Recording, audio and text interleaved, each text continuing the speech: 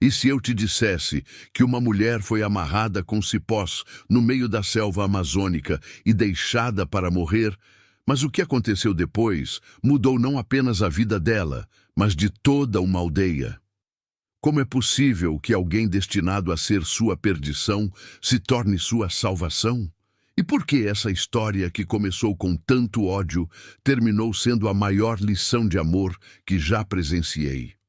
O que um homem rico e poderoso fez com a própria esposa que até os homens mais duros da região ficaram chocados? E como um índio forte conseguiu fazer o que nenhum homem civilizado teve coragem de fazer? Escreve aí nos comentários de qual cidade você está assistindo. E se você acredita que em toda a história existe um lado bonito, se inscreve no canal e ativa o sininho. Porque o que você vai ver agora vai te emocionar de um jeito que você não imagina. Minha mãe estava deitada no chão da floresta, com as mãos amarradas nas costas e os pés presos por cipós grossos que cortavam sua pele. O sangue escorria devagar pelos seus pulsos enquanto ela tentava se soltar, mas cada movimento apenas apertava mais as cordas vegetais. Eu tinha apenas 7 anos quando presenciei aquela cena que ficaria gravada na minha memória para sempre. O cheiro da terra úmida se misturava com o odor metálico do sangue e o barulho da floresta parecia amplificado naquele momento de horror. As lágrimas desciam pelo rosto sujo da minha mãe, deixando rastros limpos na terra que grudava na sua pele. Seus lábios estavam rachados, secos pela sede e pelo desespero. Ela murmurava orações baixinho, como se as palavras pudessem cortar os cipós que a prendiam. Eu queria correr até ela, abraçá-la, dizer que tudo ia ficar bem, mas meus próprios pés pareciam pregados no chão pelo medo. Tinha sido meu próprio pai quem a havia amarrado ali. Não um pai qualquer, mas um homem que controlava 3 seringais na região de Cruzeiro do Sul, no Acre. Um homem que todos respeitavam e temiam em igual medida. Coronel Antônio, como era conhecido, tinha mais de 200 trabalhadores sob seu comando e possuía uma fortuna que poucos na região podiam igualar. Sua palavra era lei em mais de 50 quilômetros quadrados de floresta. Mas naquele dia, ele havia cruzado uma linha que jamais deveria ter sido cruzada. Meu pai não era apenas rico, era cruel por natureza. Desde pequeno, eu o via tratar os seringueiros como animais, negando-lhes comida quando não atingiam as cotas de látex, batendo naqueles que ousavam reclamar de alguma coisa. Sua casa era a maior da região, construída com madeiras nobres trazidas de longe, com móveis importados que chegavam pelo rio em barcos especiais. Ele usava roupas finas mesmo no meio da selva, como se quisesse lembrar a todos que era diferente, superior. Na mesa do jantar, ele falava sobre seus negócios como se fosse um rei planejando conquistas. Contava histórias de como havia expulsado famílias inteiras de suas terras, de como havia queimado roças de pequenos agricultores que se recusavam a trabalhar para ele. Ria quando falava dessas coisas, como se a dor dos outros fosse um entretenimento para ele. Mas com minha mãe, ele era diferente. Ou pelo menos era no começo do casamento. Ela me contou anos depois que ele já havia mudado quando eu nasci, mas que durante o namoro ele era gentil, atencioso. Prometia a ela uma vida de princesa, e de fato cumpriu essa promessa em termos materiais. Minha mãe tinha vestidos caros, joias, perfumes franceses, tudo que o dinheiro podia comprar. O que ela não sabia é que o preço dessa vida de luxo seria sua própria alma. Tudo começou 3 dias antes, quando minha mãe descobriu que meu pai estava vendendo crianças indígenas para trabalhar como escravos nos seringais de outros estados. Ela havia flagrado uma conversa dele com um homem de terno que vinha de Manaus. O homem oferecia muito dinheiro por meninos fortes entre 10 e 14 anos. Mas não eram apenas algumas crianças. Eram dezenas delas, arrancadas de suas famílias como mercadoria. Eu me lembro perfeitamente daquele dia. Era uma tarde de chuva forte e minha mãe tinha voltado mais cedo da cidade. Ela entrou em casa molhada, com os cabelos grudados no rosto, mas havia algo diferente em sua expressão.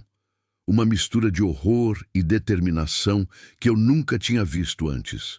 Ela tinha ouvido a conversa por acaso, escondida atrás de uma pilha de borracha no armazém principal.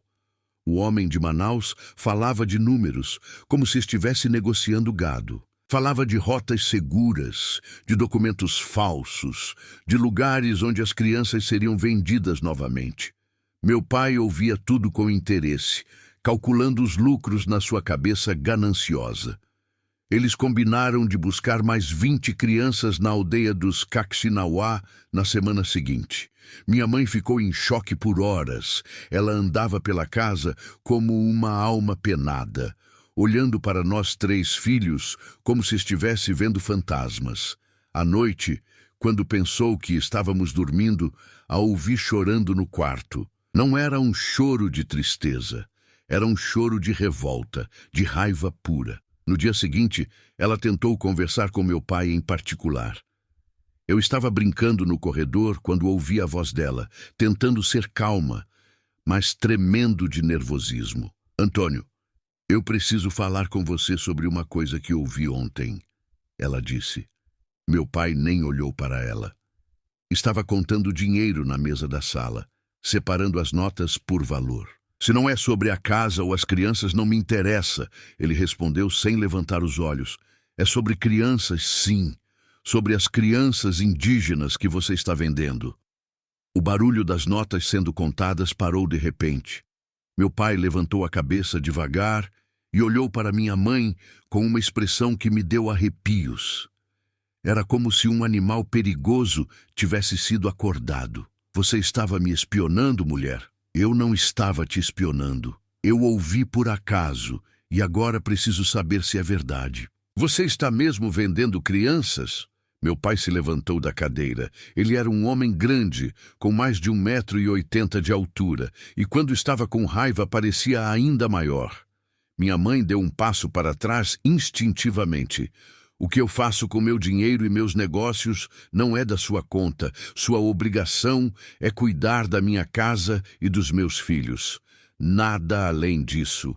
Mas são crianças, Antônio. São crianças como os nossos filhos. Como você consegue dormir à noite sabendo que está destruindo famílias? Foi aí que meu pai explodiu. Ele bateu o punho na mesa com tanta força que os copos tremeram. Você vai me dar lições de moral? Você que vive do meu dinheiro, que usa vestidos pagos com o meu suor? Se você não gosta dos meus métodos, pode pegar suas coisas e ir embora. Minha mãe ficou em silêncio por alguns segundos. Quando falou novamente, sua voz estava diferente, mais firme, mais determinada. Se você não parar com isso, eu vou contar para as autoridades. Vou contar para todo mundo na cidade o que você está fazendo. Meu pai riu. Mas não era uma risada de alegria. Era uma risada cruel, cheia de desprezo. Você vai contar para quem? Para o delegado que recebe dinheiro meu todo mês? Para o prefeito que me deve favores? Para o padre que construía a igreja nova com o meu dinheiro? Ninguém vai acreditar em você, mulher. E mesmo que acreditassem, ninguém iria se importar. Minha mãe não desistiu. Naquela mesma noite ela confrontou meu pai na frente de todos os trabalhadores do seringal. Era a hora do jantar e todos os homens estavam reunidos no pátio principal para receber suas rações de comida. Minha mãe apareceu no meio deles, com o rosto pálido mas determinado. Eu quero que todos vocês saibam o tipo de homem para quem trabalham, ela gritou para que todos pudessem ouvir. Ele está vendendo crianças indígenas como escravos. Está separando filhos de suas mães para ganhar dinheiro. O silêncio que se seguiu foi ensurdecedor. Todos os trabalhadores olhavam alternadamente para minha mãe e para meu pai, sem saber como reagir. Alguns baixaram os olhos, claramente desconfortáveis. Outros pareciam chocados, como se não pudessem acreditar no que estavam ouvindo. Meu pai ficou vermelho de raiva. Seus olhos se tornaram pequenos e escuros, como os de uma cobra prestes a atacar. Ele se aproximou dela devagar, e eu podia sentir o perigo no ar. Todos os trabalhadores baixaram os olhos, fingindo não ver o que estava acontecendo. É um absurdo uma mulher desafiar um homem na frente dos outros, ele disse com uma voz baixa e ameaçadora. E se você não sabe qual é o seu lugar, eu vou ter que te ensinar. Minha mãe não recuou. Mesmo com medo, ela continuou firme em sua posição. Meu lugar é ao lado da justiça. Meu lugar é protegendo crianças inocentes. E se você não consegue entender isso, então talvez eu não conheça o homem com quem me casei. Foi nesse momento que eu vi algo mudar no rosto do meu pai. A raiva deu lugar a algo muito mais perigoso, um frio calculismo. Ele sorriu, mas era um sorriso que não chegava aos olhos. Está bem, querida. Se é assim que você quer, é assim que vai ser. Naquela noite, minha mãe dormiu trancada no quarto. Meu pai disse para nós, filhos, que ela estava doente e precisava de repouso. No dia seguinte, meu pai a obrigou a pedir desculpas publicamente para todos os trabalhadores. Ela recusou. No segundo dia, ele parou de dar comida para ela. Ela continuou firme em sua posição. Durante esses 2 dias, eu via minha mãe definhando lentamente. Ela bebia apenas água e comia as frutas que eu conseguia esconder e levar para ela. Seus lábios ficaram pálidos e apareceram olheiras profundas sob seus olhos, mas mesmo assim ela não cedia. Na manhã do 3º dia, ela me chamou para perto da janela do quarto onde estava trancada. Filho, ela disse com a voz fraca, se alguma coisa acontecer comigo, eu quero que você saiba que tudo que eu fiz foi por amor. Amor por vocês, meus filhos, e amor por todas as crianças que eu posso ajudar a proteger. Eu não entendi completamente o que ela quis dizer naquele momento. Eu era muito novo para compreender a gravidade da situação. Pensei que ela estava apenas sendo dramática, como as mulheres das novelas que passavam no rádio. Foi no 3º dia que meu pai tomou a decisão que mudaria nossas vidas para sempre. Acorda, ele disse, chutando a porta do quarto onde minha mãe estava trancada. Hoje você vai aprender o que acontece com mulheres que não respeitam seus maridos. Ele a arrastou para fora de casa, ainda de camisola, na frente de mim e dos meus 2 irmãos menores. Nós chorávamos e implorávamos para que ele parasse, mas ele nem nos olhava. Era como se estivesse possuído por algo muito maior que a raiva. João, de 5 anos, se pendurou na perna do meu pai, implorando para que ele não machucasse a mamãe. Meu pai o empurrou com tanta força que o menino caiu no chão e ralou os joelhos. Pedro, de apenas 3 anos, chorava tanto que nem conseguia falar. Eu tentei ser corajoso e ficar no caminho do meu pai, mas ele me deu um tapa no rosto que me jogou longe. Meu pai a levou para uma parte da floresta que eu nunca tinha visto antes, onde as árvores eram tão altas e grossas que quase não entrava a luz do sol. O chão estava coberto de folhas apodrecidas que faziam um barulho pegajoso quando pisávamos nelas. Havia cipós pendurados por toda parte, como cordas naturais, esperando para serem usadas. Ali, ele a amarrou em uma árvore gigantesca, uma castanheira centenária, que devia ter mais de 2 metros de diâmetro. Ele usou cipós de diferentes tipos, alguns mais finos para os pulsos, outros mais grossos para os tornozelos. Amarrou com tanta força que a pele da minha mãe ficou imediatamente marcada. Ela não gritou, não implorou. Apenas olhava para ele com uma mistura de desapontamento e piedade que parecia incomodá-lo mais do que qualquer grito poderia incomodar. Enquanto a amarrava, meu pai falava coisas terríveis, como se estivesse se justificando para si mesmo. Você quis ser heroína? Então vamos ver se os índios que você tanto defende vão te tratar como heroína. Vamos ver se eles vão ser gentis com você ou se vão mostrar sua verdadeira natureza selvagem. Quando terminou de amarrá-la, ele disse as palavras que me assombram até hoje. Se os índios que você tanto defende são tão bons assim, deixa eles cuidarem de você. Quando eles te encontrarem, vai ver se vão ter a mesma piedade que você tem por eles. E se por acaso algum animal chegar antes deles, bem, pelo menos você morreu defendendo suas convicções e foi embora, nos deixando ali. Eu e meus irmãos ficamos escondidos atrás de uma árvore, sem saber o que fazer. Éramos pequenos demais para soltar nossa mãe e pequenos demais para encontrar o caminho de volta para casa sozinhos. Minha mãe tentou nos acalmar mesmo na situação desesperadora em que se encontrava. Meninos, ela disse com a voz mais suave que conseguiu, não tenham medo. Deus está cuidando de nós. Vocês são corajosos e tudo vai ficar bem. Mas eu podia ver o medo em seus olhos, mesmo que ela tentasse escondê-lo. E podia ver também a dor física que os cipós estavam causando.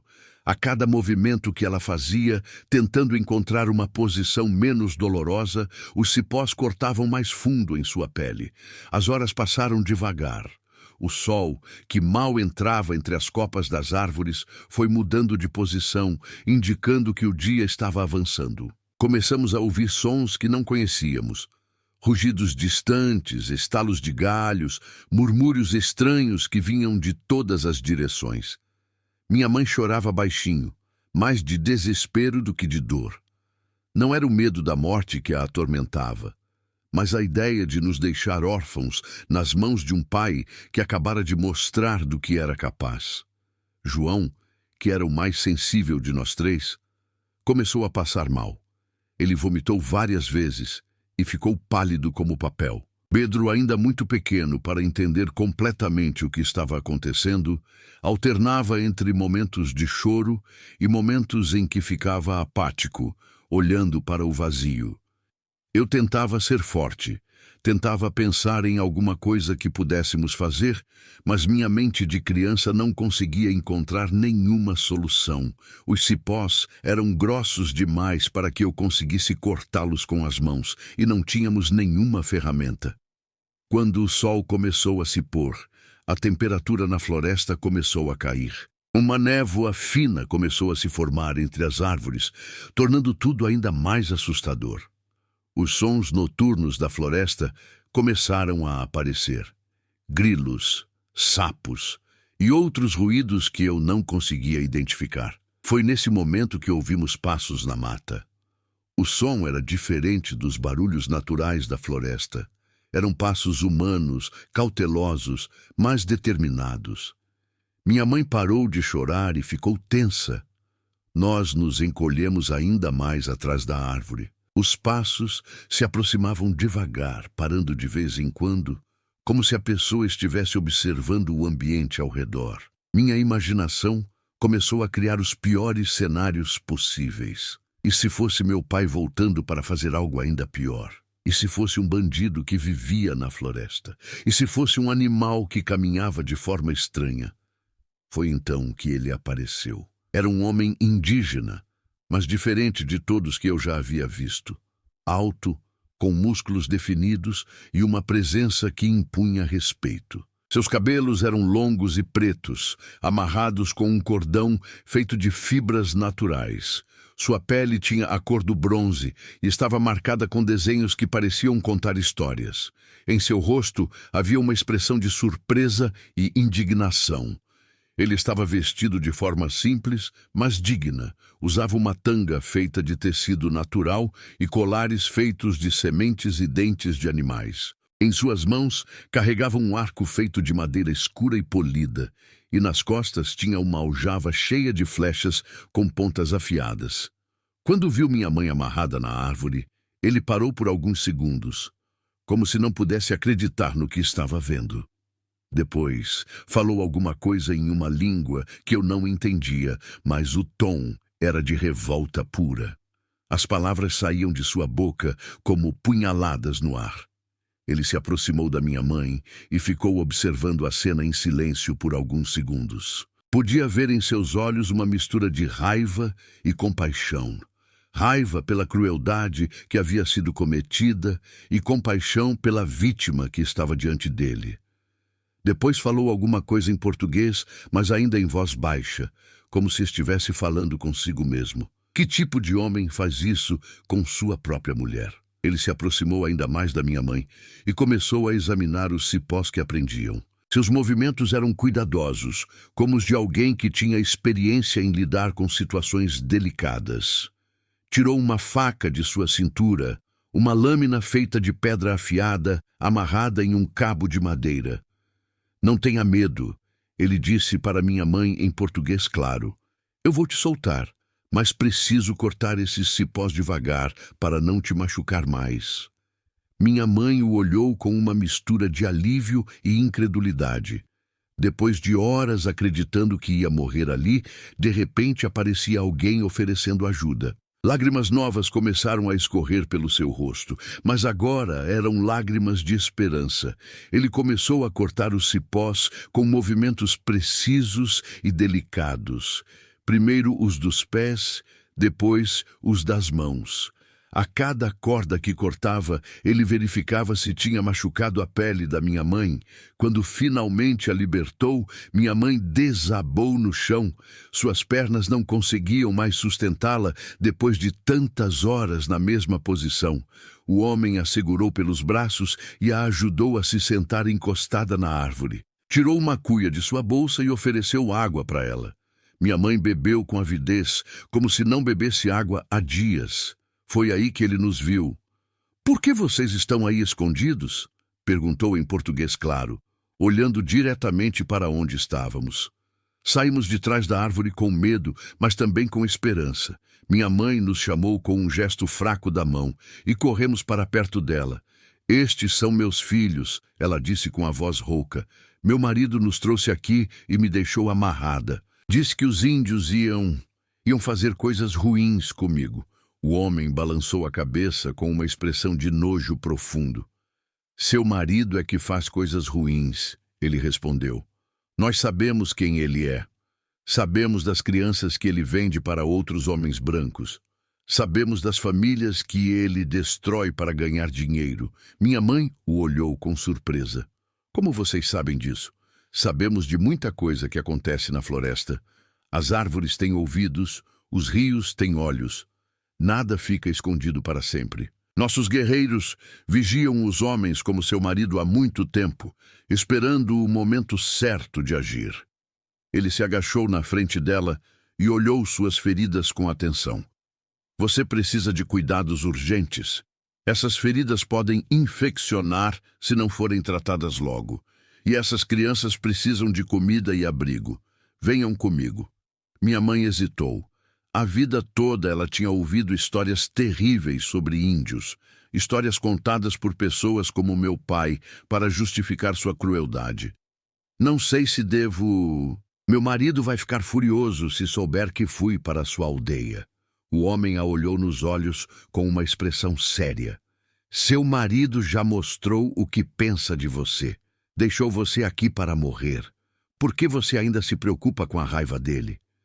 Essa pergunta ficou no ar por alguns segundos. Minha mãe olhou para nós três, depois para suas mãos feridas e finalmente para o rosto do homem que tinha acabado de salvá-la. Podia ver que algo estava mudando dentro dela, como se ela estivesse acordando de um pesadelo que durava anos.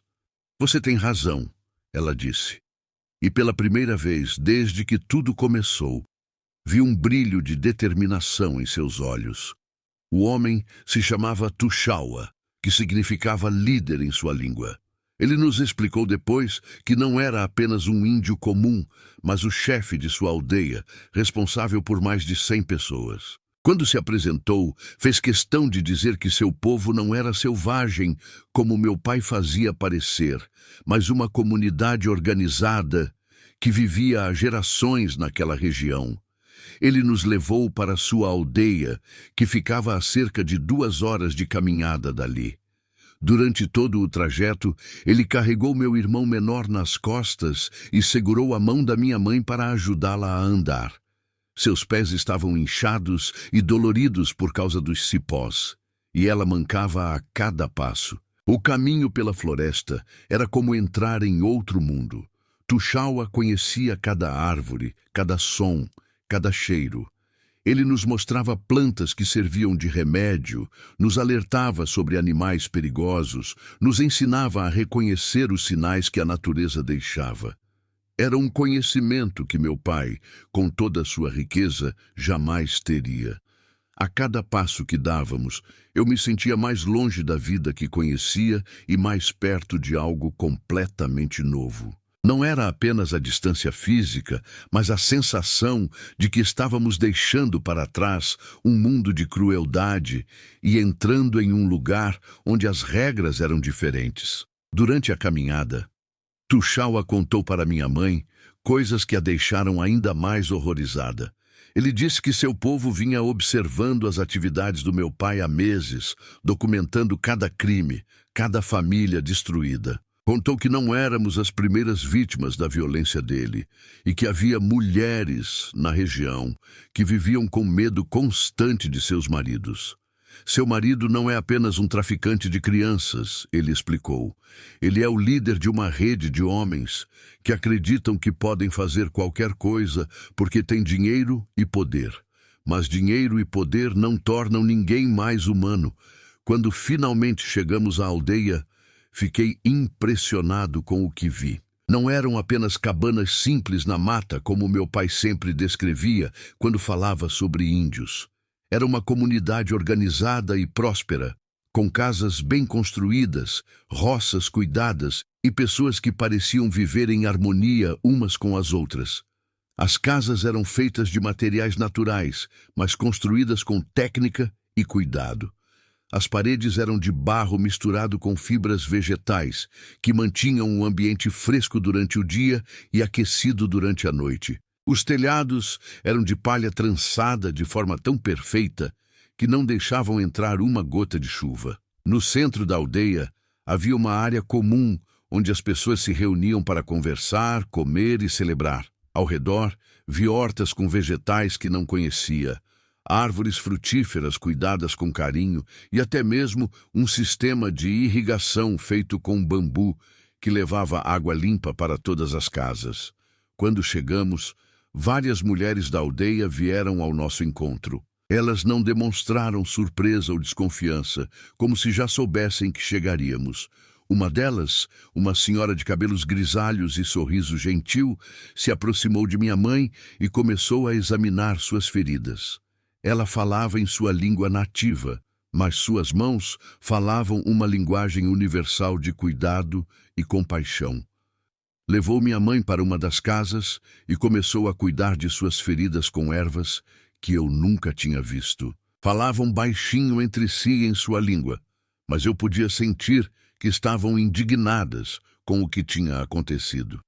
Enquanto isso, outras mulheres cuidaram de nós 3 filhos, nos deram comida, uma sopa deliciosa feita com peixe e vegetais da floresta, e nos mostraram onde poderíamos tomar banho em um riacho que passava ao lado da aldeia. A água estava limpa e fresca, muito diferente da água que bebíamos no seringal do meu pai, que sempre tinha gosto de barro e cloro. Nós ficamos na casa de Tuxaua. Era uma casa simples, mas aconchegante.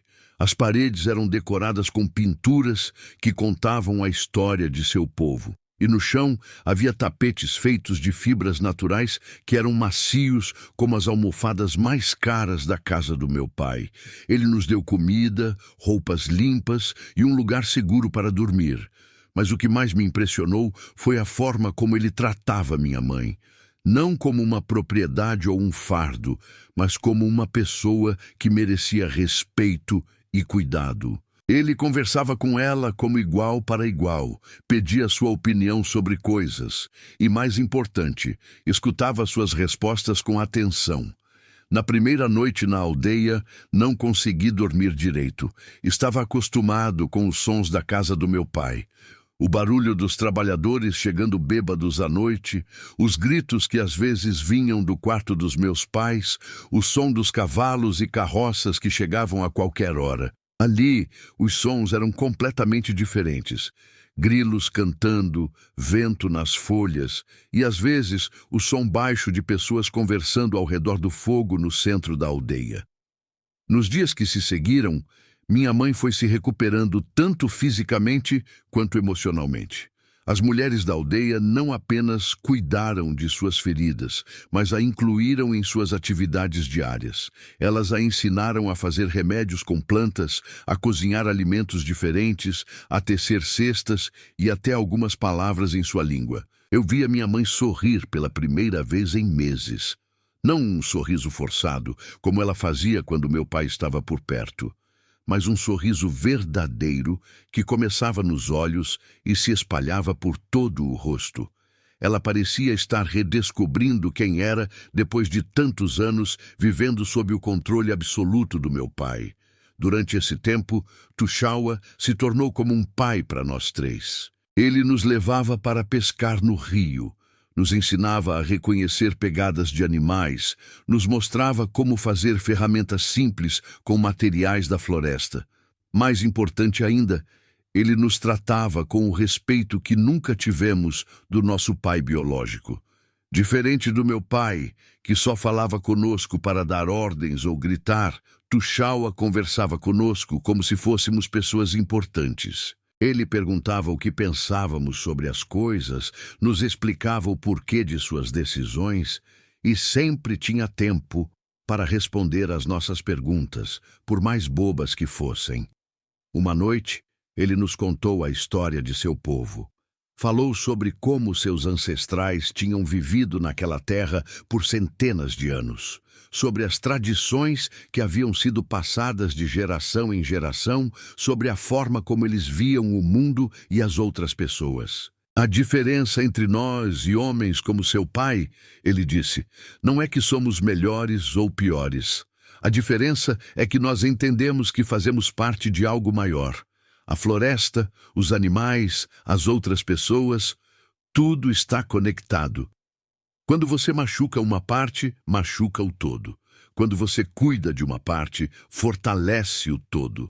Essas palavras ficaram gravadas na minha mente. Pela primeira vez, alguém estava me explicando uma visão de mundo que fazia sentido, que não era baseada em dominação e exploração, mas em cooperação e respeito.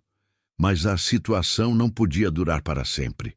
Meu pai tinha influência na região e logo iria descobrir onde estávamos. Além disso, havia o problema legal. Tecnicamente, minha mãe ainda era casada com ele e nós três ainda éramos considerados seus filhos sob a lei dos homens brancos. E foi exatamente o que aconteceu. Na manhã do 10º dia, acordei com gritos e barulho de cavalos se aproximando da aldeia. Olhei pela janela e vi uma cena que me encheu de pavor. Meu pai havia chegado com mais de 20 homens armados. Eles cercaram a aldeia e exigiram que minha mãe e nós três fôssemos entregues imediatamente. Os homens que vieram com meu pai não eram apenas trabalhadores do seringal. Havia pistoleiros conhecidos na região, homens que cobravam dívidas com violência e faziam o trabalho sujo para quem podia pagar. Havia também alguns fazendeiros vizinhos que deviam favores ao meu pai e que provavelmente tinham sido convencidos de que estavam ajudando a recuperar uma família sequestrada. Tuxaua saiu para conversar com eles. Ele estava calmo, mas eu podia ver a tensão em seus músculos. Atrás dele, vários homens da aldeia também saíram de suas casas, mas sem armas visíveis. Era uma diferença marcante. Meu pai e seus homens chegaram fazendo barulho, gritando, exibindo armas. Tuxaua e seu povo saíram em silêncio, com dignidade, mostrando que não tinham medo, mas também que não queriam violência. "Você está abrigando minha família", gritou meu pai de cima do cavalo. "Isso é roubo. Exigo que eles voltem comigo agora mesmo." "Sua família veio aqui por livre vontade", respondeu Tuxaua com voz firme, mas sem gritar. "E sua mulher veio ferida por suas próprias mãos. Se há um ladrão aqui, não somos nós." Meu pai desceu do cavalo, vermelho de raiva. Eu podia ver as veias saltando em seu pescoço e suas mãos tremiam de fúria. "Você vai me dar lições de moral, índio? Você que nem gente é?" Foi nesse momento que aconteceu algo que eu jamais esqueceria. Tuxaua deu 2 passos à frente e ficou cara a cara com meu pai. Apesar de meu pai ser um homem grande e intimidador, Tuxaua parecia ainda maior naquele momento. Não fisicamente, mas de uma forma que eu não conseguia explicar. Era como se ele fosse feito de uma substância mais sólida, mais real do que meu pai. Gente é quem cuida de quem precisa. Ele disse com uma voz baixa, mas que todos puderam ouvir. Gente é quem protege os mais fracos. Gente é quem não vende crianças como se fossem animais. Se você quer saber quem é gente aqui, olhe ao seu redor e veja quem está fazendo o quê. As palavras de Tuxaua caíram como bombas no meio daquele grupo de homens armados. Alguns deles começaram a se mexer desconfortavelmente em suas celas. Era evidente que muitos não sabiam exatamente por que estavam ali, e agora estavam descobrindo detalhes sobre meu pai que os faziam questionar se estavam do lado certo. Meu pai ficou em silêncio por alguns segundos. Eu podia ver que as palavras de Tuxaua o haviam atingido de uma forma que ele não esperava. Não era apenas o conteúdo das palavras, mas a autoridade moral com que elas foram ditas. Alguns dos homens que vieram com ele baixaram os olhos, claramente desconfortáveis. Um dos pistoleiros, um homem que eu reconheci como sendo especialmente cruel, cochichou algo no ouvido de meu pai. Provavelmente estava sugerindo que eles simplesmente pegassem o que vieram buscar à força. Mas meu pai balançou a cabeça negativamente. Talvez tivesse percebido que a situação não estava saindo como ele havia planejado. Foi então que minha mãe saiu da casa onde estava. Ela caminhava devagar, mas com a cabeça erguida. Suas feridas já estavam cicatrizando, mas as marcas ainda eram visíveis nos pulsos e tornozelos. Quando chegou ao lado de Tuxaua, ela olhou para meu pai sem medo. Era a primeira vez que eu a via enfrentar meu pai com tanta determinação. Eu não vou voltar com você, ela disse com uma voz clara que surpreendeu a todos. E minhas crianças também não vão. A reação foi imediata. Alguns dos homens que vieram com meu pai começaram a murmurar entre si. Era algo impensável na cultura deles. Uma mulher desafiando publicamente seu marido, recusando-se a voltar para casa. Você é minha mulher, gritou meu pai, e pela primeira vez sua voz soou mais desesperada do que autoritária. Você me pertence.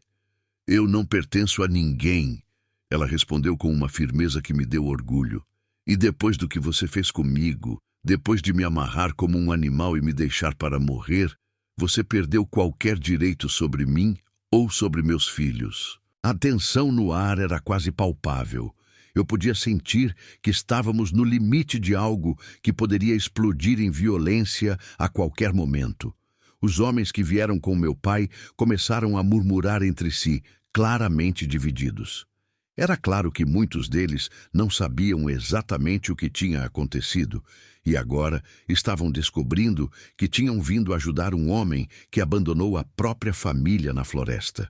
Foi aí que aconteceu algo inesperado. Um dos fazendeiros que veio com meu pai, um homem chamado Seu Joaquim, que eu conhecia da cidade, se aproximou do grupo. Antônio, ele disse, dirigindo-se ao meu pai, se o que essa mulher está falando é verdade, se você realmente deixou ela amarrada na mata, então eu não posso te apoiar nisso. Isso vai contra tudo o que acredito. Outro homem, um dos trabalhadores mais antigos do seringal, também se manifestou. Patrão, eu trabalho para o senhor há mais de 10 anos. Sempre respeitei suas ordens. Mas abandonar mulher e criança na floresta, isso não está certo. Meu pai olhou ao redor e percebeu que estava perdendo o apoio de seus homens. Sua autoridade, que sempre pareceu inabalável, estava desmoronando na frente de todos. Os homens que ele havia trazido para intimidar estavam se voltando contra ele. Alguns dos pistoleiros que ele havia contratado pareciam dispostos a continuar a briga, mas estavam claramente em menor número. A maioria dos homens presentes parecia mais interessada em voltar para casa do que em participar de uma guerra, por causa de um homem que estava se revelando pior do que imaginavam. Você vai se arrepender disso, meu pai disse. mas sua voz não tinha mais a mesma força de antes. Um dia você vai precisar de mim e eu não vou estar lá. Eu já precisei de você, respondeu minha mãe. E essas foram as palavras mais poderosas que já ouvi em minha vida. Precisei de você quando estava amarrada na floresta. Precisei que você fosse um pai para seus filhos. Precisei que você fosse um homem de verdade, e você não estava lá. Então agora eu não preciso mais. Meu pai subiu no cavalo e olhou para nós 3 filhos. Por um momento, pensei que ele fosse tentar nos levar à força. Mas então ele viu algo no nosso rosto, talvez medo dele, talvez decepção. Algo que o fez perceber que tinha perdido muito mais do que uma esposa naquele dia. Vocês vão ver, ele disse, mas as palavras saíram fracas, sem convicção. E foi embora com seus homens. Mas nem todos foram embora. 3 dos trabalhadores do seringal pediram para ficar e conversar com Tuxaua. Disseram que estavam cansados de trabalhar para um homem como meu pai e queriam saber se havia alguma forma de construir uma vida melhor para suas famílias.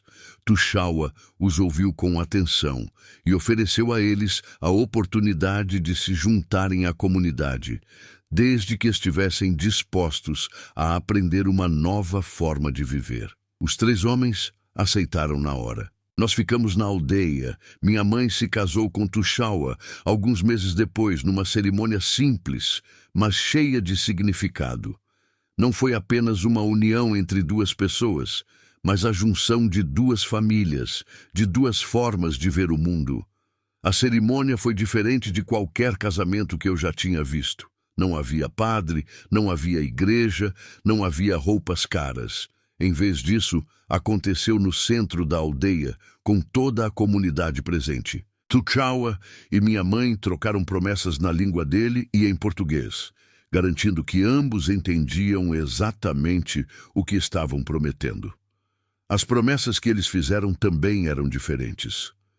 Em vez de palavras sobre obediência e propriedade, eles falaram sobre parceria, respeito mútuo e compromisso com o bem-estar da família e da comunidade. Tuxaua nos adotou como filhos oficialmente, nos deu nomes na língua de seu povo e nos ensinou tudo o que sabia sobre a vida na floresta. Ele nos ensinou a pescar, a caçar, a conhecer a floresta de uma forma que meu pai biológico jamais nos ensinou. Com Tuxaua, aprendemos que caçar não era apenas sobre matar animais, mas sobre entender o equilíbrio da natureza. Ele nos ensinou a nunca matar fêmeas grávidas, a não caçar durante certas épocas do ano e a sempre usar cada parte do animal que matávamos. Aprendemos a pescar no rio, mas também aprendemos a respeitar o rio. Tuxaua nos mostrou como a pesca excessiva podia acabar com os peixes de toda uma região e como os homens brancos estavam destruindo os rios com seus negócios. Mais importante, aprendemos sobre comunidade. Na casa do meu pai, cada pessoa cuidava apenas de si mesma. Na aldeia de Tuxaua, todos cuidavam de todos. Se uma família estava com dificuldades, toda a comunidade ajudava. Se alguém ficava doente, os melhores curandeiros da aldeia vinham cuidar, independentemente de quem fosse. Mas a história não termina aí. Existe uma reviravolta que mudou tudo mais uma vez. 2 anos depois, numa manhã de chuva intensa, meu pai apareceu na aldeia novamente. Mas dessa vez, ele estava completamente diferente. Magro, com roupas sujas e rasgadas, e sozinho. Não tinha mais a arrogância de antes, nem a pose de homem poderoso. Parecia um mendigo perdido na floresta. Quando o vi se aproximando da aldeia, senti uma mistura confusa de emoções. Havia raiva pelo que ele havia feito conosco, medo de que tivesse voltado para causar mais problemas, e uma estranha compaixão por ver um homem que um dia foi poderoso reduzido àquele estado. Tuxaua saiu para recebê-lo, mas sem hostilidade. Era como se ele já soubesse que esse dia chegaria e estava preparado para enfrentá-lo com serenidade. Eu preciso contar para vocês o que aconteceu comigo, meu pai disse, e sua voz estava completamente diferente. Não tinha mais a autoridade de antes, nem a arrogância. Era a voz de um homem quebrado.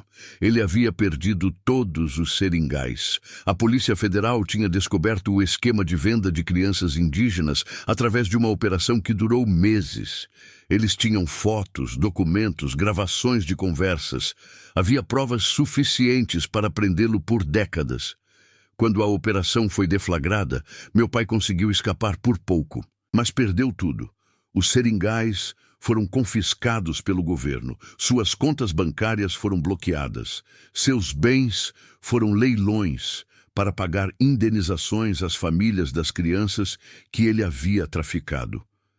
Ele passou meses se escondendo na mata, vivendo como um fugitivo, comendo frutas silvestres e bebendo água de córrego.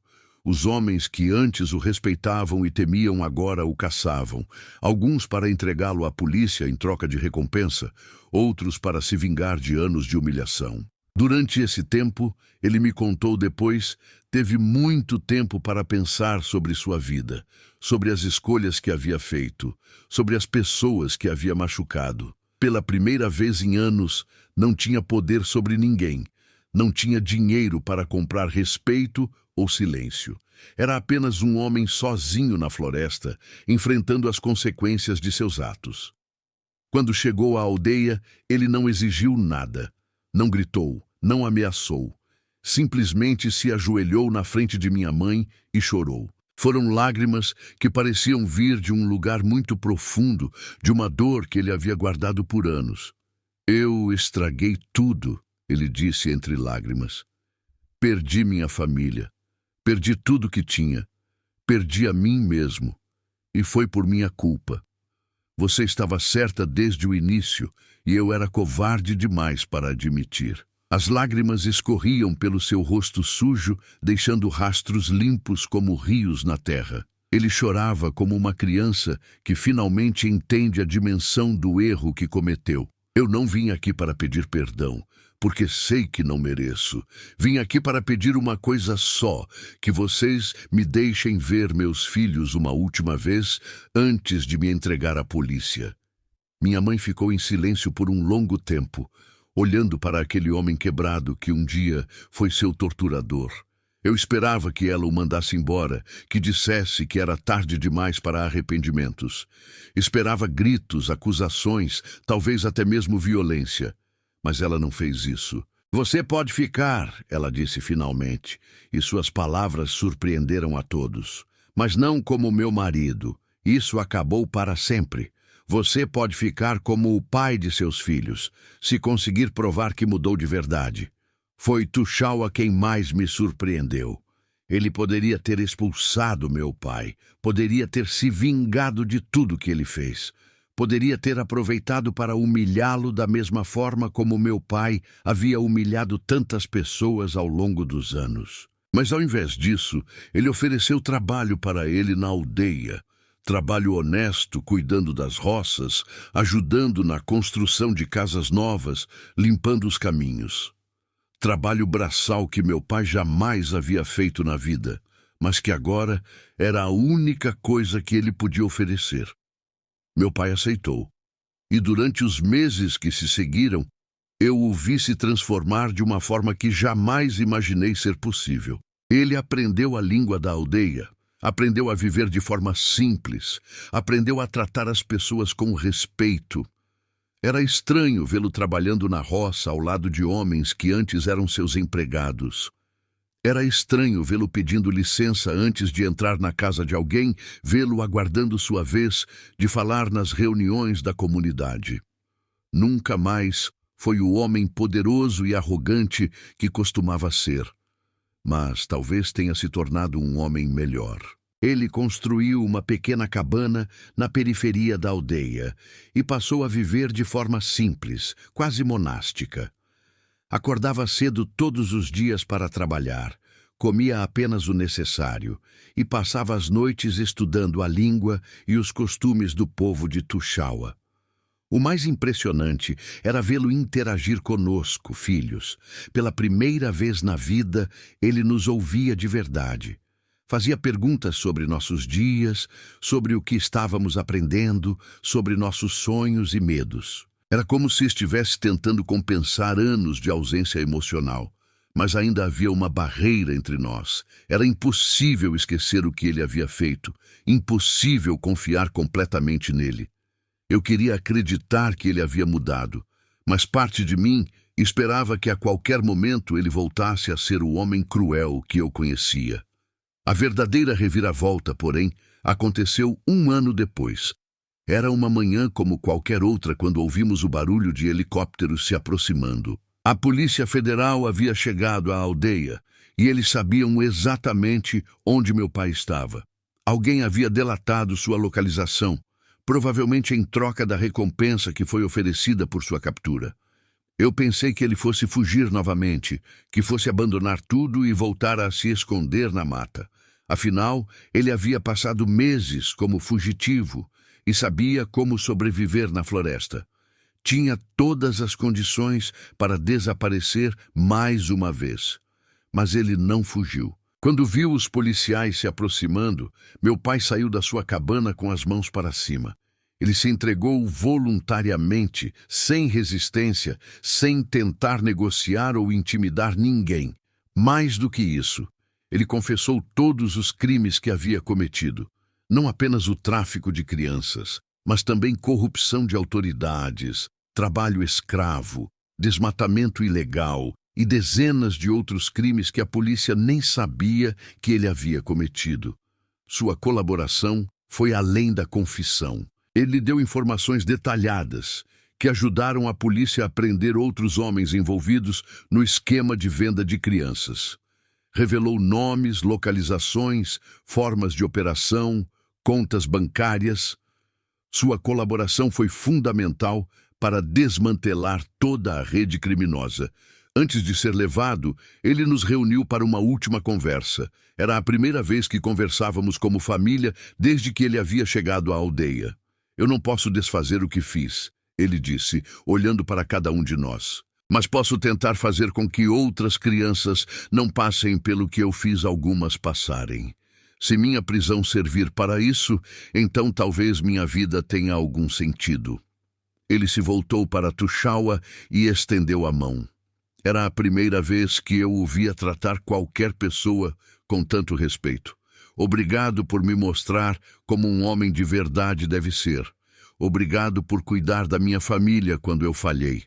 Obrigado por me dar a chance de tentar ser uma pessoa melhor. Tuxaua apertou sua mão sem hesitação. Todo mundo merece uma segunda chance de fazer a coisa certa. Quando os policiais o levaram, meu pai não estava mais cabisbaixo como quando chegou. Ele caminhava ereto, com dignidade. Não a arrogância de antes, mas a dignidade de alguém que finalmente estava fazendo a coisa certa. Meu pai foi condenado a 12 anos de prisão, mas por causa de sua colaboração com a justiça e do arrependimento genuíno que demonstrou, ele cumpriu apenas 7 anos. Durante todo esse tempo, minha mãe e Tuxaua o visitaram regularmente na cadeia. Não como família, mas como pessoas que acreditavam na possibilidade de redenção. Eu também o visitei algumas vezes, especialmente quando fiquei mais velho e consegui entender melhor tudo o que havia acontecido. Nas nossas conversas, ele me contou detalhes sobre sua transformação que me ajudaram a entender como uma pessoa pode mudar tão drasticamente. Ele disse que o momento decisivo foi quando percebeu que estava completamente sozinho na floresta, sem nenhum dos privilégios que sempre teve. Pela primeira vez na vida, ele dependia apenas de si mesmo, sem poder usar dinheiro ou violência para resolver seus problemas. Foi aí que comecei a entender o que realmente importa na vida, ele me disse numa dessas visitas. Não é o quanto você tem, é o quanto você consegue dar. Não é o quanto você é temido, é o quanto você é respeitado. E respeito verdadeiro não se compra, se conquista através das suas ações. Quando ele saiu da prisão, não voltou para nossa aldeia. Ele havia encontrado um propósito diferente. Começou a trabalhar com uma organização que combate o trabalho escravo e o tráfico de crianças. Usava sua própria experiência como criminoso para ajudar as autoridades a identificar e prender outros traficantes. Ele se tornou uma das pessoas mais eficazes na luta contra o crime que ele mesmo havia praticado. Conhecia todas as táticas, todos os truques, todas as formas de escapar da lei. Agora usava esse conhecimento para o lado certo. Suas palestras em escolas e comunidades eram impressionantes. Ele não tentava se desculpar ou minimizar o que havia feito. Pelo contrário, descrevia com detalhes a crueldade de suas ações e as consequências terríveis que elas tinham para as vítimas. Eu era um monstro, ele dizia para plateias chocadas. Destruí famílias, vendi crianças como mercadoria, causei dor e sofrimento apenas para ganhar dinheiro. E se eu pude mudar, qualquer pessoa pode mudar. Mas a mudança só acontece quando você para de encontrar desculpas para suas ações e assume total responsabilidade por elas. Hoje, mais de 15 anos depois daquela manhã, quando vi minha mãe amarrada na floresta, eu entendo coisas que uma criança de 7 anos não poderia entender.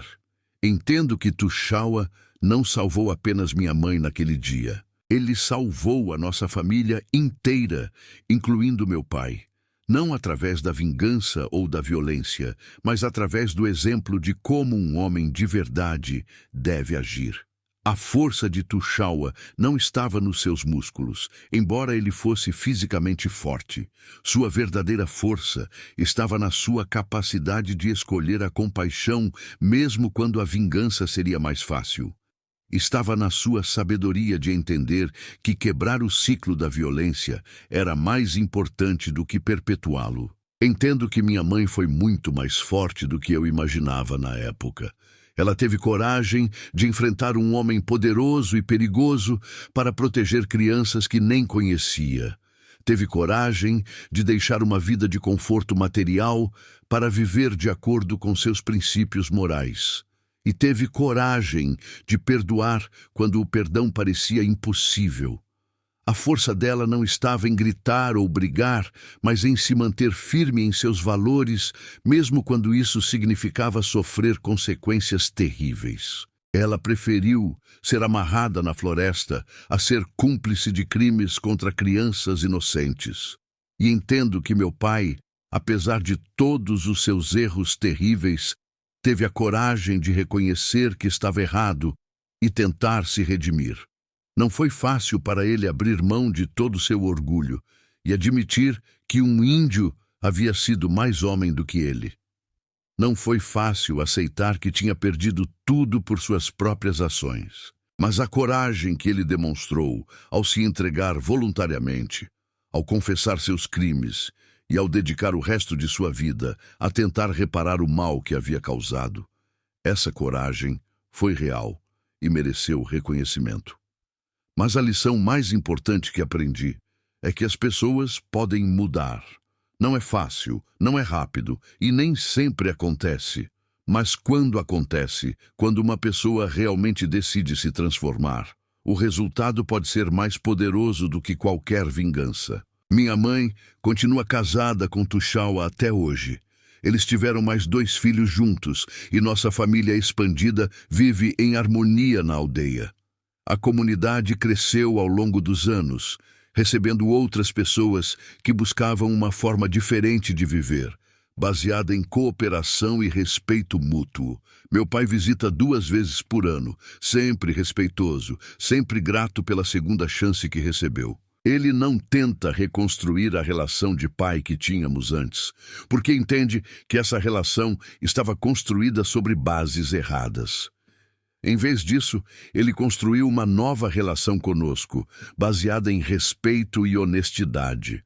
Durante essas visitas, ele nos conta sobre seu trabalho combatendo o tráfico de pessoas. Já ajudou a salvar mais de 200 crianças que estavam sendo exploradas. Cada vida salva é uma pequena reparação pelo mal que causou, uma forma de equilibrar a balança de suas ações. Eu me formei em Direito e trabalho, defendendo os direitos dos povos indígenas. Foi Tuxaua quem me incentivou a estudar, dizendo que eu poderia usar a educação dos homens brancos para proteger a sabedoria dos povos tradicionais. Hoje, atuo em casos envolvendo demarcação de terras, proteção ambiental e combate ao trabalho escravo. Meus irmãos também seguiram caminhos que honram os ensinamentos que recebemos. João se tornou médico e trabalha levando atendimento de saúde para comunidades isoladas na Amazônia. Pedro se formou em biologia e pesquisa formas sustentáveis de manejo florestal. Os 3 filhos que minha mãe teve com Tuxaua cresceram conhecendo toda a nossa história. Eles sabem que temos um pai biológico que fez coisas terríveis, mas também sabem que esse mesmo homem se transformou e dedicou sua vida a reparar seus erros. Essa complexidade os ensinou desde cedo que o mundo não é dividido em pessoas boas e pessoas más, mas em pessoas que fazem escolhas boas e pessoas que fazem escolhas ruins. Mas tem uma coisa que descobri há pouco tempo e que muda completamente o sentido de toda essa história. É o segredo que Tuxaua guardou por todos esses anos e que ele só me contou quando eu já era adulto e capaz de entender suas implicações. No dia em que Tuxaua encontrou minha mãe amarrada na floresta, ele não estava ali por acaso. Ele e outros homens da aldeia estavam seguindo meu pai há semanas, documentando seus crimes e planejando uma forma de pará-lo. Eles tinham descoberto sobre o esquema de tráfico de crianças através de suas próprias redes de informação. Os povos indígenas da região se comunicavam entre si, passando informações sobre ameaças e perigos. Quando souberam que meu pai estava planejando sequestrar crianças da aldeia dos Caxinauá, eles começaram a planejar uma resposta. A resposta original envolvia confronto direto. Os guerreiros da aldeia de Tuxaua, junto com guerreiros de outras tribos, estavam se preparando para atacar os seringais do meu pai e libertar todas as crianças que já estavam sendo exploradas lá. Era um plano arriscado, que provavelmente resultaria em violência e mortes dos 2 lados. Mas era a única forma que eles viam de proteger suas crianças de um homem que parecia estar além da lei dos brancos. Tuxaua me contou que ele próprio havia perdido um sobrinho para traficantes alguns anos antes. O menino, de apenas 12 anos, foi levado durante uma pescaria e nunca mais foi visto. Essa dor pessoal alimentava sua determinação de impedir que outras famílias passassem pelo mesmo sofrimento. Quando eles descobriram o que meu pai havia feito com minha mãe, Tuxaua viu uma oportunidade diferente. Em vez de responder à violência com mais violência, ele poderia mostrar um caminho melhor. Tuxaua poderia ter usado aquela situação para se vingar do meu pai de uma forma ainda mais cruel. Poderia ter feito justiça com as próprias mãos, como muitos esperavam que fizesse. Ao invés disso, ele escolheu salvar a vítima e demonstrar que havia formas mais poderosas de combater o mal do que simplesmente retribuí-lo. Essa escolha não foi fácil, ele me explicou. Muitos homens de sua própria aldeia esperavam vingança.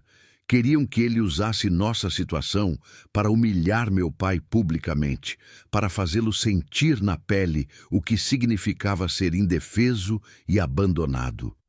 Mas Tuxaua entendeu algo que os outros não entenderam, que a vingança só perpetua o ciclo da violência. Se ele tivesse respondido à crueldade do meu pai com crueldade igual, teria se tornado igual a ele. E suas ações teriam ensinado a todos nós que a força é o que determina quem tem razão. Em vez disso, ao escolher a compaixão, ele nos ensinou que existem formas mais elevadas de resolver conflitos.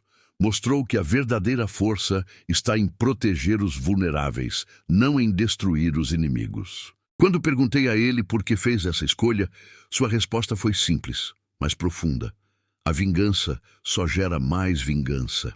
Mas quando você mostra para uma pessoa um caminho melhor, você pode mudar não apenas ela, mas todas as pessoas que ela vai encontrar pelo resto da vida. E foi exatamente isso que aconteceu. Meu pai, depois de sua transformação, ajudou a salvar dezenas de crianças que estavam sendo traficadas. Cada criança salva foi uma vida que mudou de rumo, uma família que não foi destruída, um futuro que foi preservado. Tudo isso começou com um homem que escolheu a compaixão ao invés da vingança. Um homem que entendeu que às vezes a maior força está em perdoar, não em punir. Mas há ainda outro segredo que descobri e que torna essa história ainda mais incrível. Anos depois, quando já era advogado, eu estava trabalhando em um caso de demarcação de terras, quando encontrei documentos antigos que revelaram algo surpreendente.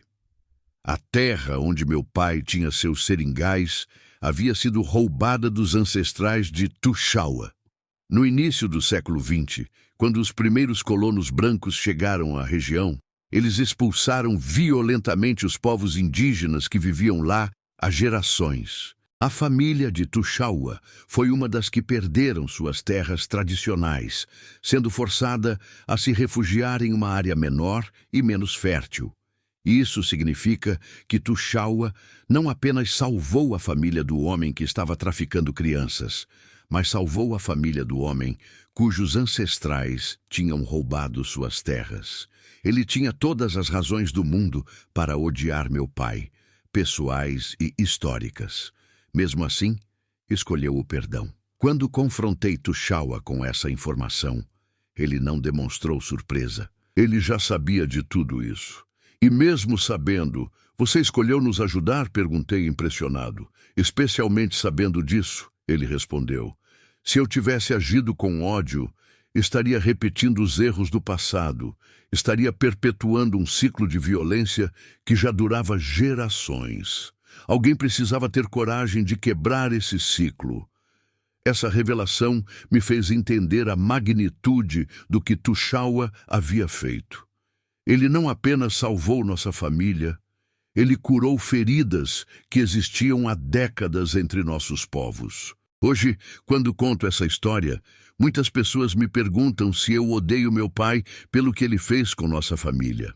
A resposta é não. Não odeio. Porque aprendi que o ódio só nos prende ao passado e nos impede de construir um futuro melhor. Aprendi que o perdão não é sobre esquecer o que aconteceu, mas sobre escolher não deixar que o passado determine o futuro. Não é sobre absolver o culpado, mas sobre libertar a vítima. Meu pai biológico me deu a vida, mas foi Tuxaua quem me ensinou como vivê-la. Foi ele quem me mostrou que a verdadeira força não está em dominar os outros, mas em protegê-los. Que a verdadeira riqueza não está no que você possui, mas no que você é capaz de dar. E foi minha mãe quem me ensinou que a coragem não é a ausência do medo, mas a capacidade de fazer o que é certo, mesmo quando você tem muito medo. Às vezes, quando caminho pela floresta onde tudo começou, eu passo pelo lugar onde minha mãe foi amarrada. A árvore ainda está lá, grande e imponente como sempre. Mas agora, quando olho para ela, não vejo mais um símbolo de sofrimento. Vejo um símbolo de transformação. O lugar onde uma família foi quebrada, mas onde também começou a se curar de uma forma mais forte e verdadeira. Vejo o lugar onde um homem forte apareceu, não para usar sua força para destruir, mas para construir algo melhor. E vejo o lugar onde aprendi que, mesmo nas situações mais desesperadoras, sempre existe a possibilidade de recomeçar, de escolher um caminho diferente, de se tornar uma pessoa melhor do que você era ontem. Hoje, nossa história é contada em escolas da região como exemplo de como diferentes culturas podem se unir em torno de valores comuns. É estudada em universidades como caso de resolução pacífica de conflitos. É referência para organizações que trabalham com reconciliação social. Mas para mim, continua sendo simplesmente a história de como minha família foi salva por um índio forte. Não pela força dos músculos, mas pela força do coração. Não pela violência, mas pela compaixão. Não pela vingança, mas pelo amor. A aldeia onde cresci se tornou um modelo de comunidade sustentável. Recebe visitantes do mundo inteiro que vêm aprender sobre formas alternativas de organização social, sobre manejo florestal sustentável, sobre resolução pacífica de conflitos. Minha mãe, aos 65 anos, se tornou uma referência em educação intercultural. Ela desenvolveu métodos de ensino que integram conhecimentos tradicionais indígenas com educação formal, e seus métodos são aplicados em dezenas de escolas na região amazônica. Tuxaua, hoje com 70 anos, continua sendo o líder da aldeia. Mas sua liderança evoluiu. Ele não apenas governa sua própria comunidade, mas serve como mediador em conflitos entre diferentes grupos na região. Sua sabedoria e experiência são procuradas por autoridades governamentais, organizações internacionais e outras comunidades indígenas. Meu pai, agora com 72 anos, continua seu trabalho de combate ao tráfico humano. Mesmo aposentado oficialmente, ele continua dando palestras e assessorando organizações que lutam contra esses crimes. Segundo os últimos cálculos, seu trabalho já contribuiu para o resgate de mais de 500 crianças em situação de exploração. A cada criança salva, ele diz estar pagando uma pequena parte de sua dívida com o mundo. Ele sabe que nunca poderá compensar completamente o mal que causou, mas isso não o impede de tentar. E se há uma coisa que quero que vocês levem desta história, é isto. Não importa o quão escura seja a situação em que você se encontra, não importa o quão perdido você se sinta, sempre existe uma luz esperando para ser encontrada. Sempre existe alguém disposto a estender a mão para você. E sempre, sempre existe a possibilidade de recomeçar. A história da minha família é prova de que a redenção é possível, de que as pessoas podem mudar, de que o amor é mais forte que o ódio.